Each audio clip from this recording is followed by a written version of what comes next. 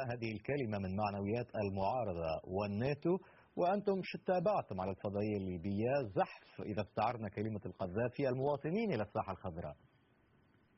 لا ابدا ابدا على الاطلاق. عاصمه طرابلس بها قرابه مليوني نسمه، وليس من الصعب على القذافي ان يخرج مسيره او مظاهره من عشرات الالاف، جلهم من العناصر الامنيه والعسكريه والافارقه وبعض السكان مدينه طرابلس من الاحياء الفقيره المهمشه الذين وفدوا الى العاصمه. عفوا، تابعنا نعم. في الصور ايضا اطفال وعائلات ونساء ومن فئات عمريه واجتماعيه مختلفه. في الحقيقه لماذا تصر على انهم اغلبهم الاجهزه الامنيه؟ مش ممكن يعني. لا هناك، انا لا انكر ان هناك كما قلت اطفال ونساء من بعض الاحياء في طرابلس، عشرات الالاف. ليس من الصعب اخراج هؤلاء بعده اساليب. لما لا تكون الجماهير قد خرجت على بكرة ابيها في الجماهيريه في عصر الجماهير؟